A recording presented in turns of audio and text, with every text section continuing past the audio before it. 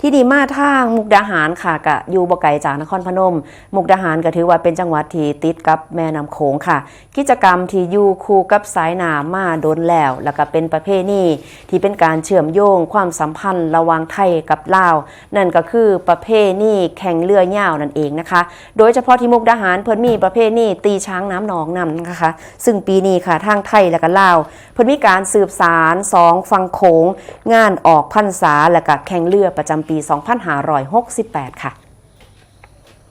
โดยที่บริเวณศาลาริมโขงนครไกรสอนพรหมวิหารแขวงสวรรณเขตสาธารณรัฐประชาธิปไตยประชาชนลาว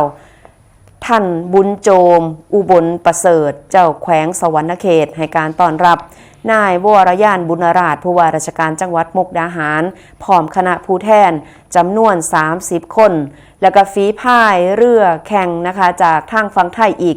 30 คนเขาร่วมพิธีเปิดงานบุญประเพณีออกพรรษาแข่งเรือประจำปี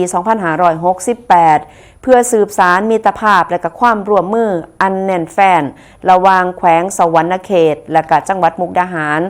โดยใส่แม่น้ำโขงเป็นสัญลักษณ์แห่งสายใยชีวิตและก็วัฒนธรรมความร่วมมือของประชาชน2 ชาติก็คือไทยและก็กับลาวพร้อมทั้งมีพิธีมอบของที่ระลึกและก็แลกเปลี่ยนระหว่าง2 ประเทศการแสดงศิลปะวัฒนธรรมจาก3 โรงเรียนและก็6 กลุ่มพัฒนาการโชว์เรือประเภทนี้และก็พิธีตีช้างน้ำนองรวมทั้งการแข่งขันเรือยาวประจำปี 2568 ที่มีทีมฝีพายจากฝั่งไทยเข้าร่วมประชันด้วยอย่างคึกคักค่ะ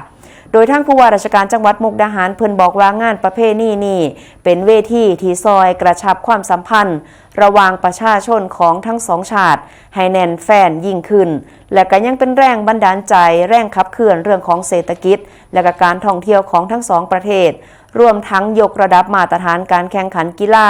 เรือพายให้ก้าวสู่ระดับสากลในอนาคต